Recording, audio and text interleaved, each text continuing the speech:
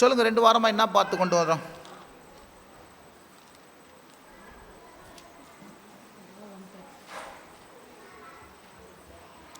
சொல்லுங்க.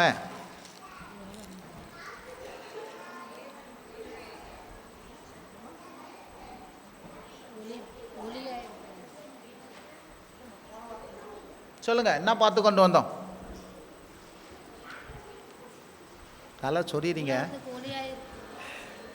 ஒளியா இயேசு சொன்னார், நான் இந்த உலகத்தில் இருக்கையில் ஒளியாய் இருக்கிறேன். சொல்லுங்க, இந்த உலகத்தில் இருக்கும்போது நான் என்ன பண்றேன்? ஒளியாய் இருக்கிறேன் அப்படின்னாரு. இருந்தா ஒரு ஆமேன் சொல்லுங்க. ஹல்லேலூயா. ஒளி என்றால் அறிவு, ஒளி என்றால் சத்தியம், ஒளி என்றால் இருளை போக்குகிறது. ஒளி நல்லது. சொல்லுங்க, ஒளி நல்லது. இந்த ஒளி வரும்போது உங்களுக்கு ஞானம் வந்துடும், புத்தி வந்துடும், விவேகம் வந்துடும். எப்பேற்பட்டமான கிரிட்டிக்கலான சூழ்நிலையிலையும் நீங்கள் என்ன பண்ணுவீங்க? எல்லாவற்றையும் செஞ்சு முடிச்சிருவீங்க. இருந்தால் ஒரு ஆமேன்னு சொல்லுங்கள். ஹல்லேலூயா. எப்பேற்பட்ட கிரிட்டிக்கலான சூழ்நிலையிலும் நீங்கள் எல்லாவற்றையும் நீங்கள் என்ன பண்ணுவீங்க? செஞ்சு முடிச்சிருவீங்க. சரி, யோவான் 14ஆம் அதிகாரம் 7வது வசனம்.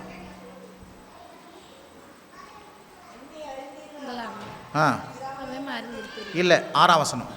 அதற்கு இயேசு, நானே வழியும் நானே சத்தியமும் நானே ஜீவனுமாய் இருக்கிறேன். சொல்லுங்க, இயேசு என்ன சொல்றாரு? நானே வழியும் நானே சத்தியமும் நானே ஜீவனுமாய் இருக்கிறேன். இருந்தா ஒரு ஆமேன் சொல்லுங்க.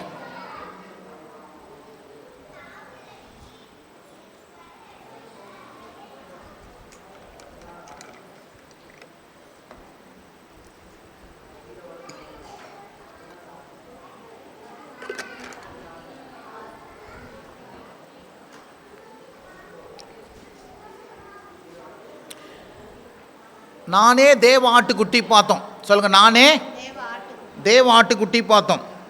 நானே உலகத்தின் ஒளி என்று பார்த்தோம். நானே வாசல் என்று பார்த்தோம்.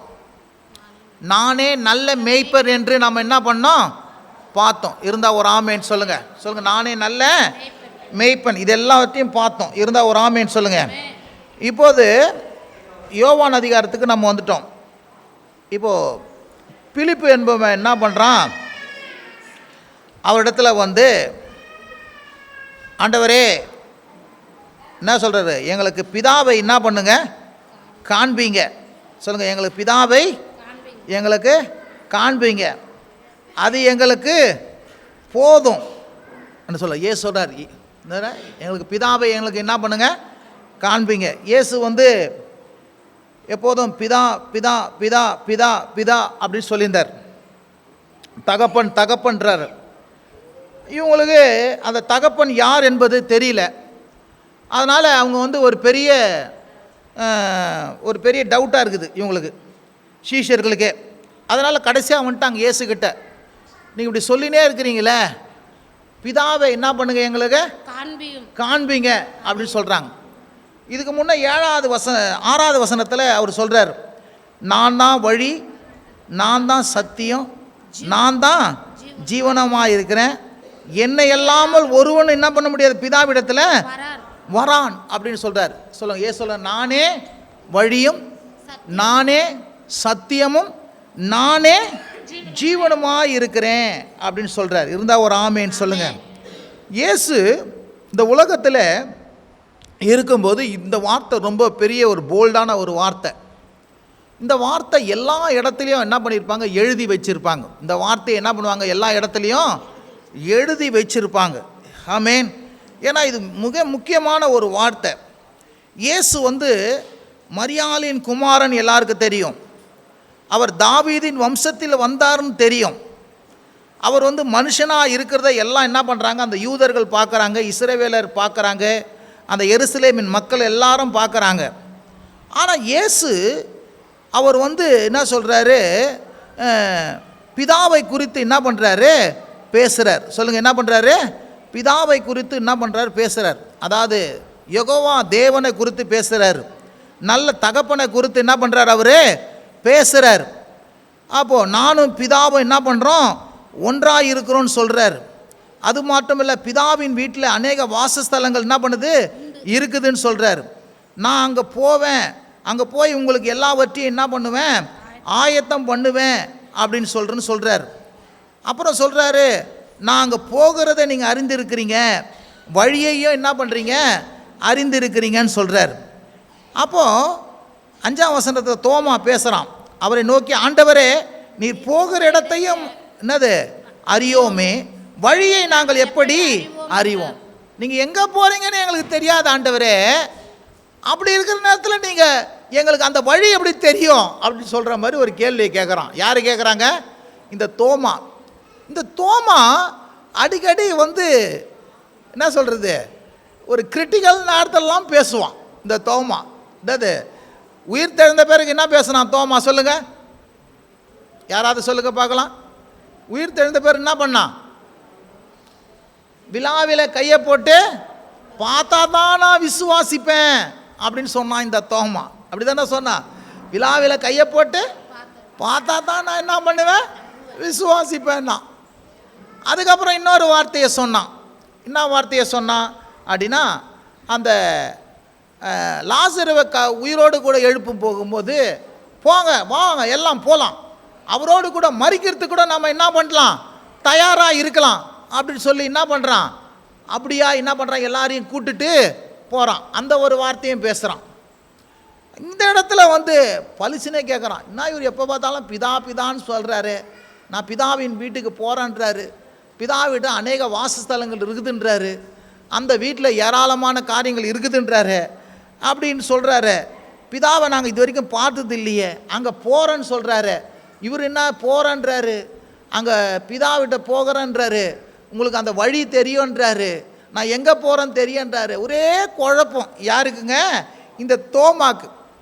பளிச்சுன்னு என்ன பண்ணிட்டான் தோமா, கேட்டான். என்ன கேட்டான் சொல்லுங்கள், என்ன கேட்டான், ஆண்டவரே நீங்கள் போகிற இடம் எங்கன்னு தெரியாது, பிதாவும் எங்களுக்கு யாரும் தெரியாது, வழியும் எங்களுக்கு என்னது எங்கன்னு தெரியாது, அதனால் ஒன்று பண்ணிவிடுங்க ஆண்டவரே, பிதாவை எங்களுக்கு என்ன பண்ணுங்க காட்டுங்க.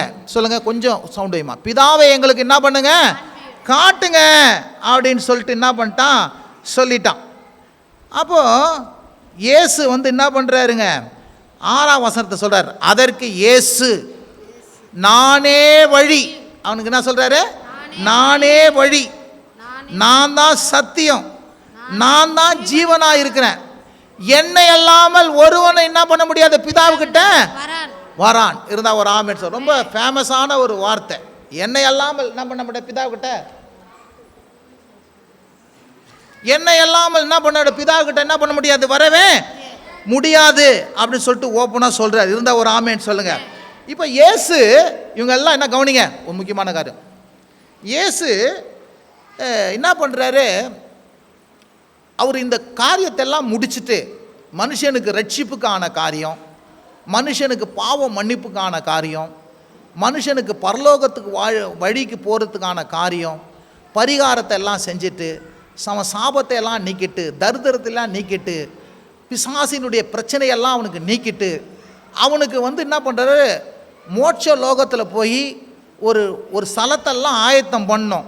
அதனால் இங்கே பூமியில் எல்லா வேலையும் செஞ்சு முடிச்சுட்டு அங்கே போய் என்ன பண்ண போகிறாரு, ஒரு ஸ்தலத்தை ஆயத்தம் பண்ணுறதுக்காக நான் பிதாவுக்கிட்ட போகிறேன்னு சொன்னார் பாருங்க, அப்படின்னு சொன்னார். அப்படி சொல்லிட்டு அவர் என்ன சொல்கிறாரு, அந்த இடத்துக்கு போகிறதுக்கு நான் தான் வழி. சொல்லுங்கள், அந்த இடத்துக்கு போகிறதுக்கு நான் தான் வழி. இந்த உலகத்தில் அநேக மார்க்கங்கள் உண்டு, அநேக தேவர்கள் உண்டு, அநேக மதங்கள் உண்டு, அநேக காரியங்கள், பாவம் மன்னிக்கிறதுக்கு, மனுஷனுடைய கர்ம பாவம் போகிறதுக்கு, மனுஷனுடைய பிரச்சனைகளை நீக்கிறதுக்கு அநேக காரியங்களை என்ன பண்ணுறாங்க சொல்கிறாங்க பாருங்கள். அந்த கங்கையில் போகணும், அது திரிவேணிக்கு போகணும், அங்கே போனால் பாவத்தை தொலைச்சிட்டு வந்துடலாம். சொல்லுங்கள், அங்கே போனால் பாவத்தை தொலைச்சிட்டு வந்துடலாம். சில நேரத்தில் மூதாதையருக்கு எதையாவது சடங்காச்சாரம் பண்ணால் பாவத்தை தொலைச்சிடலாம். ஏதாவது பரிகார பூஜை பண்ணிட்டா பாவத்தை என்ன பண்ணலாம், தொலைச்சிடலாம் அப்படின்னு சொல்லிட்டு என்ன பண்ணுறாங்க, இன்றைக்கி மனுஷ சடங்குகளும் மனுஷ மார்க்கங்களும் செஞ்சு பாவத்தை தொலைக்கிறதுக்கான என்ன பண்ணுறாங்க, எல்லா காரியம் செய்கிறாங்க. ஆனால் ஒன்றே ஒன்று, மனுஷனுடைய பாவத்தை மனுஷனுக்கு எந்த விதமான பரிகாரம் செஞ்சு மனுஷனுடைய பாவத்தை என்ன பண்ண முடியாது, கழுவவும் முடியாது, சரிப்படுத்த முடியவே முடியாது. ஏன்னா பாவத்தின் சம்பளம் மரணம். பாவம் செய்கிற ஆத்துமா சாகும். சொல்லுங்க, பாவம் செய்கிற ஆத்துமா சாகும். அப்போது இந்த ரெண்டு காரியத்திலிருந்து மனுஷ மரணத்திலிருந்தும் சாவிலிருந்தும் இதிலிருந்து வெளியேப்படணும்னா இந்த பாவத்துக்கான பரிகாரத்தை என்ன பண்ணணும், செய்யணும். இந்த பாவத்துக்கான ஒரே பரிகாரம் வேதம் சொல்லுது, ரத்தம் சிந்துதல் இல்லாமல் பாவத்தை என்ன பண்ண முடியாது, மன்னிக்க முடியாது. சரி, எல்லா ரத்தமும் பாவத்தை மன்னிக்குமா? பழைய உடன்படிக்கையில் அநேக மிருகங்கள் ரத்தம் சிந்தப்பட்டது, ஆனால் அவைகள் பாவங்கள் மூடப்பட்டது ஒழிய மனுஷனுடைய பாவங்கள் கழுவவோ மனுஷனுடைய பாவங்கள் மன்னிக்கப்படவே முடியல. ஒரு காலம் வரைக்கும் என்ன பண்ணார், மூடி வச்சாங்க. அதனால தான் திரும்ப திரும்ப திரும்ப திரும்ப பலி செலுத்தினாங்க. ஏன் அப்படின்னா மனுஷனுக்கு பாவம் இருக்கிறபடினால குற்ற உணர்வு என்ன பண்ணுது இருக்குது, பழி உணர்வு இருக்குது, பாவ உணர்வு இருக்குது, தண்டனை உணர்வு இருக்குது, தேவன் என் மேல் கோபமாக இருக்கிறாருன்னு இருக்கிற அந்த உணர்வு இருக்குது. அதனால் என்ன பண்ணுறான், இவன் பலிகளை செலுத்தி கொண்டே இருந்தான். அந்த பலியின் நிமித்தமாக தேவன் இவனுடைய தண்டனையும் தேவனின் மேலே இருக்கிற கோபத்தையும் என்ன பண்ணார், கொஞ்ச நாள் தவிர்த்து அதை மூடி போட்டு இருந்தார். ஆனால் இயேசு கிறிஸ்து தேவ ஆட்டுக்குட்டியாய் எல்லா மனுஷருக்கும் ஒரே தரம் பலியாகி மனுஷனுடைய எல்லா பாவங்களை மன்னிக்கும்படியாக, மனுஷனுடைய எல்லா பாவங்களை கழுவும்படியாக, மனுஷனுடைய எல்லா அக்கிரமங்களை போக்கும்படியாக அவர் பலியாய் என்ன பண்ணார், மாறினார். இருந்த ஒரு ஆமேன் சொல்லுங்க. அதான் தேவாட்டுக்கு பலியாய் மாறிட்டார். இருந்த ஒரு ஆமேன் சொல்லுங்க. பலியா முதல்ல பலியை காட்டுறார். பலியெல்லாம் செஞ்சு முடிச்சுட்டு மணவாளன் காட்டார், ஒலி காட்டிட்டார். இருந்த ஒரு ஆமேன் சொல்லுங்க. வாசல் காட்டிட்டார், நான் தான் நல்ல மேய்ப்பன் காட்டிட்டார், இந்த பூமியில் என்னென்ன செய்வேன். இதெல்லாம் முடிச்சுட்டு இங்கே செஞ்சு முடிச்சுட்டு அங்கே போனல, அங்கே போகிறதுக்கு நான் தான் வழி என்பது தான் இந்த இடத்துல சொல்கிறேன். இருந்த ஒரு ஆமேன் சொல்லுங்க. இந்த எல்லா பரிகாரத்தையும் செஞ்சுட்டு அவர் என்ன பண்ணுறாரு, இந்த பரிகாரத்தை ஏற்றுக்கொண்டு இவரை விசுவாசிக்கும் போது அங்கே வருவாங்க. இருந்தால் ஒரு ஆமேன் சொல்லுங்க. ஹல்லேலூயா. அதனால தான் சொல்கிறாரு, அங்கே வர்றதுக்கு நான் தான் வழி. பாப்பாவுக்கு பாடினாங்க பாருங்க, இயேசுவை நேசிக்கிறேன், இயேசுவை நேசிக்கிறேன், மோட்ச லோகத்துக்கு யார் வழிங்க, இயேசு தான் வழி. சொல்லுங்க, மோட்ச லோகத்துக்கு இயேசு தான் வழி. இருந்தால் ஒரு ஆமேன் சொல்லுங்க. எல்லாம் நினைக்கிறீங்க பெரிய பெரிய பங்களா கட்டலாம், பெரிய பெரிய ஸ்தலங்கள் கட்டலாம், ஆனால் மனுஷன் இங்கேயே நிரந்தரமாய் தங்க போகிறது கிடையாது.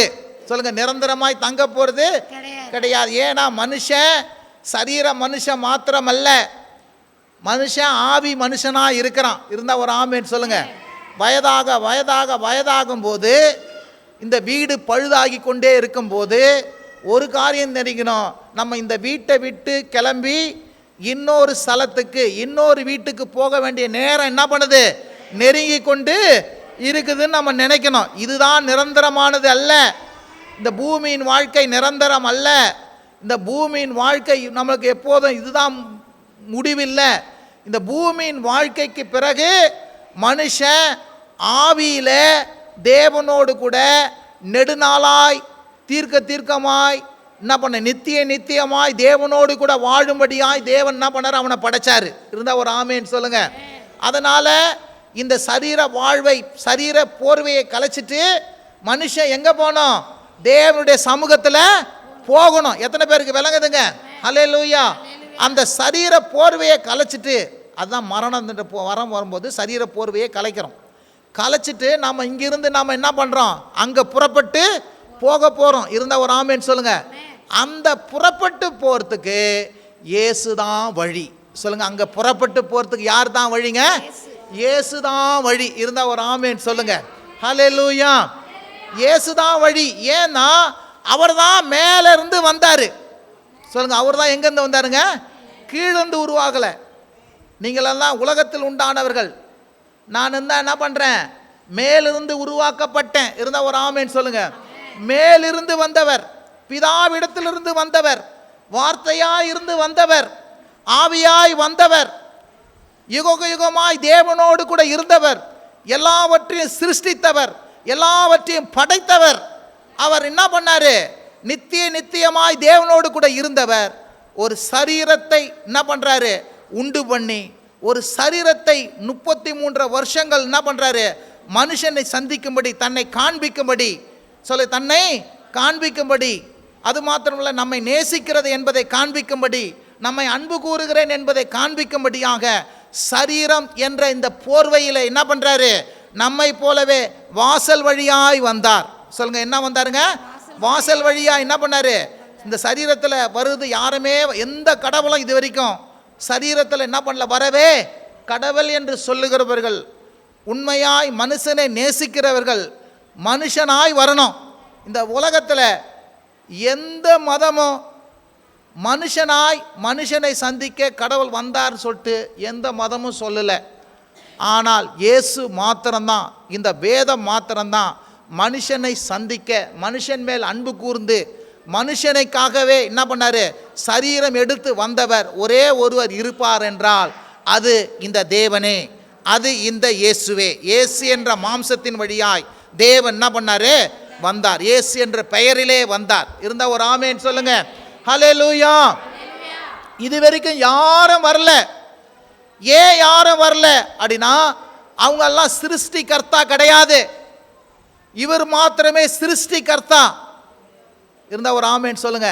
இவர் மாத்திரமே படைப்பாளி, படைத்தவர், நம்மை எல்லாம் உருவாக்கினவர், எல்லாவற்றையும் சிருஷ்டித்தவர்.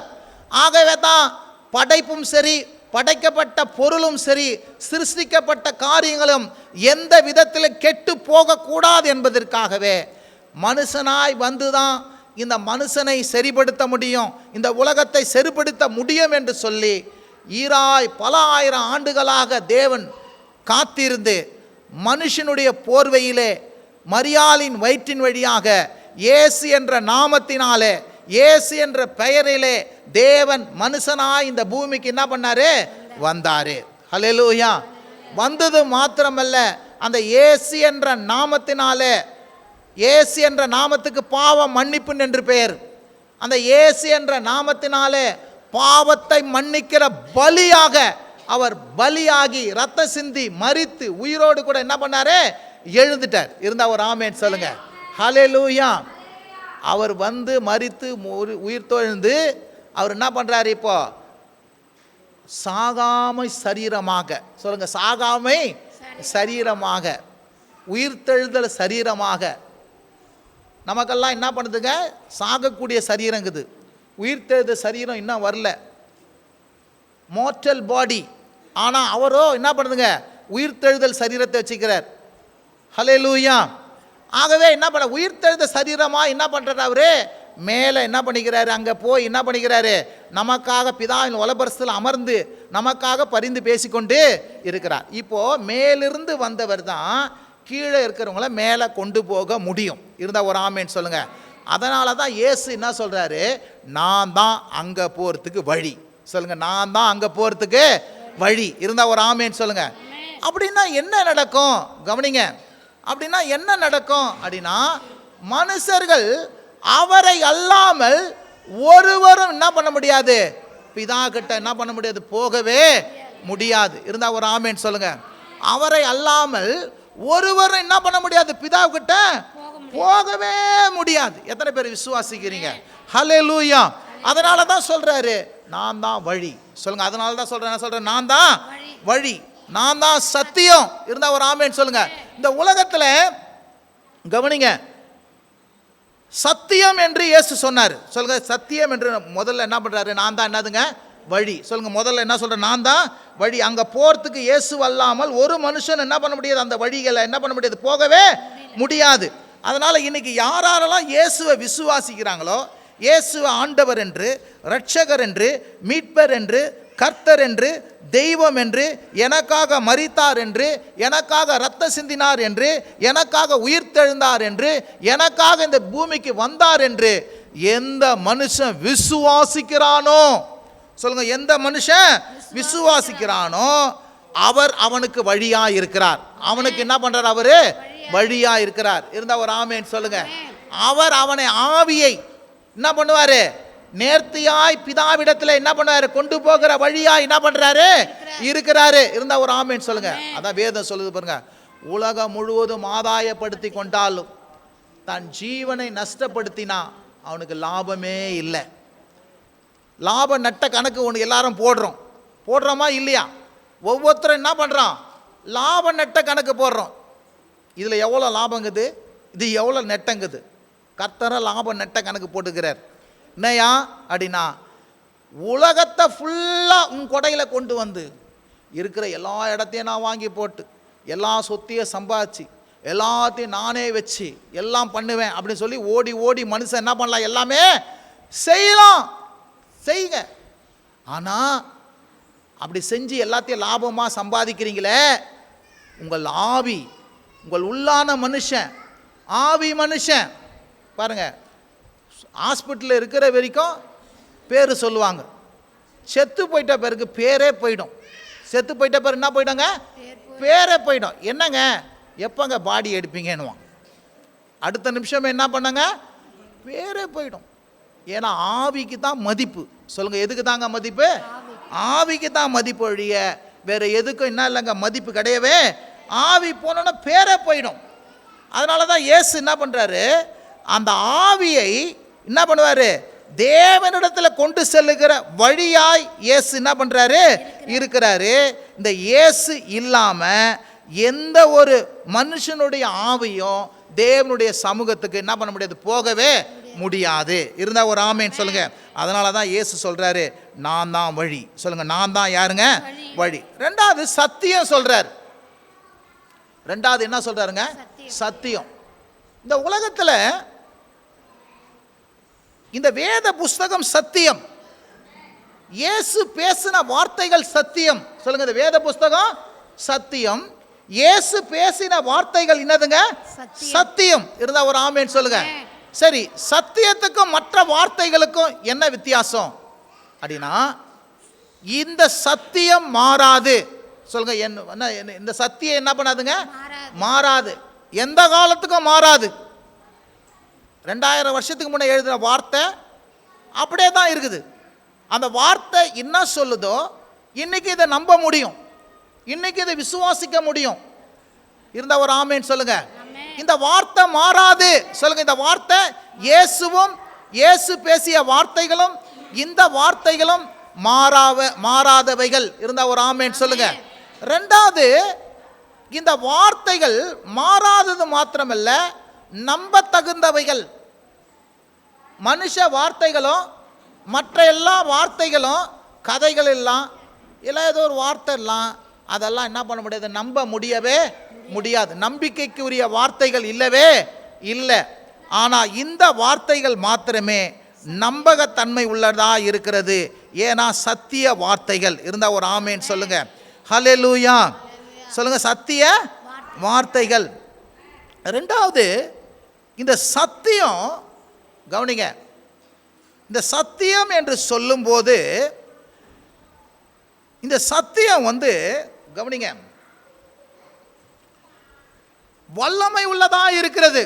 சொல்லுங்க, ஆற்றலும் வல்லமை உள்ளதாய் இருக்கிறது. ஏன்னா இந்த சத்தியத்தை கொண்டு தேவன் என்ன பண்ணார்? அந்த வார்த்தையை கொண்டு இந்த உலகத்தை என்ன பண்ணாரு? சிருஷ்டித்தார். அதனால தான் இயேசு சொன்னார், என் வார்த்தைகள் சிருஷ்டிக்கிற வார்த்தைகள், என் வார்த்தைகள் உருவாக்குற வார்த்தைகள்.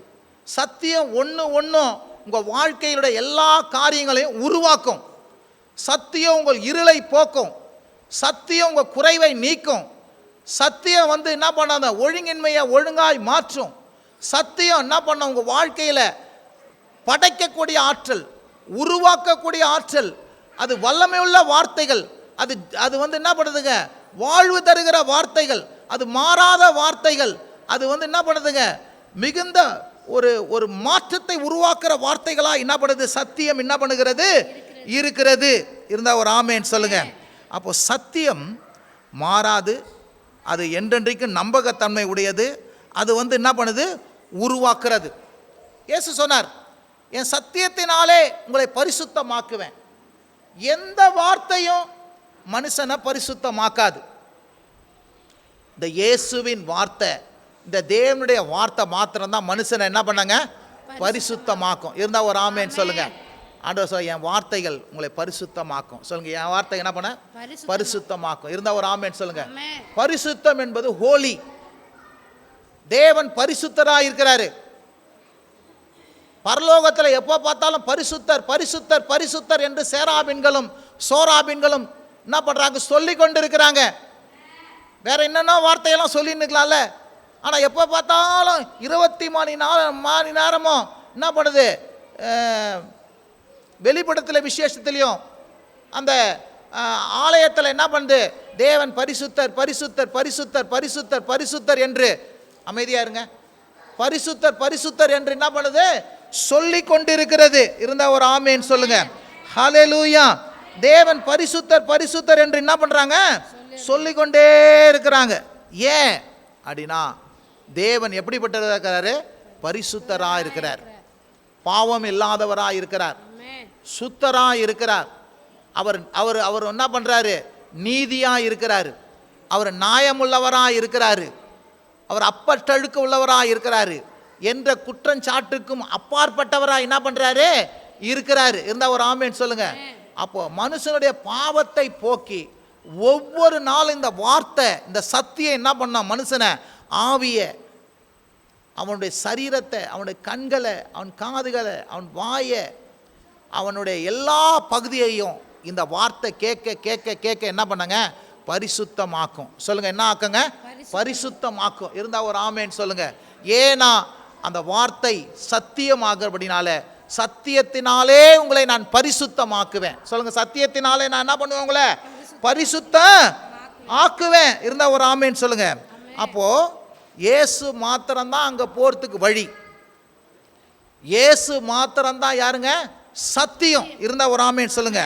மூணாவது சொல்றாரு, இயேசு மாத்திரமே என்ன பண்றாரா? ஜீவனா இருக்கிறாரு. எத்தனை பேருக்கு விளங்குது நான் சொல்றது? இயேசு மாத்திரம் எப்படி இருக்கிறாருங்க?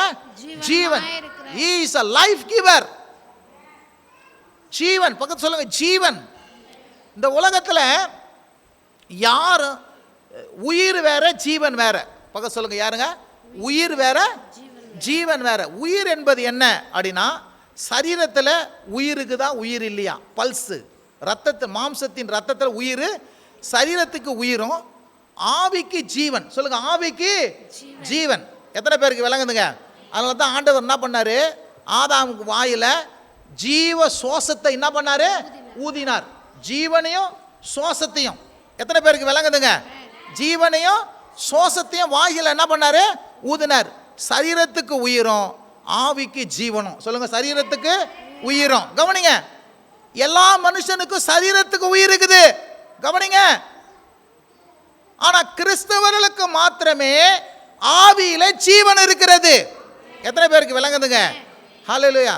தேவ குமாரனை விசுவாசிக்கிறவன் கெட்டு போகாமல் அவங்களை ரட்சிக்கும்படியா நித்திய ஜீவனை தந்து இவ்வளவாய் உலகத்தில் என்ன பண்ணாரு? அன்பு கூர்ந்தார். நித்திய ஜீவனை நான் சொல்றேன், எந்த மனுஷன் இயேசு கிறிஸ்துவை விசுவாசிக்கிறானோ அவன் ஆவி கெட்டு போகாது.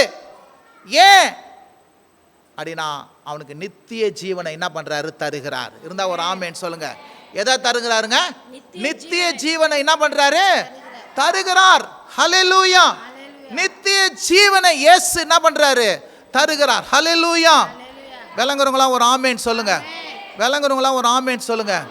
இயேசு கிறிஸ்து நித்திய ஜீவனை என்ன பண்றாரு?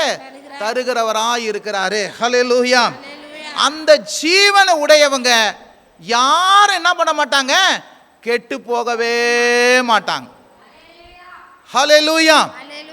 இயேசு கொடுக்கிற அந்த நித்திய ஜீவன், இயேசு கொடுக்கிற அந்த நித்திய ஜீவன் ஒருவனுக்குள்ள ஆவியில வந்துடும். இருந்தா ஒரு ஆமேன் சொல்லுங்க. சொல்லுங்க, உங்களுடைய ஆவியிலையும் என்னுடைய ஆவியிலையும் இந்த நித்திய ஜீவன் இருக்கிறது. ஹல்லேலூயா. விளங்குறவங்களாம் ஒரு ஆமேன் சொல்லுங்க. விளங்குறவங்களாம் ஒரு ஆமேன்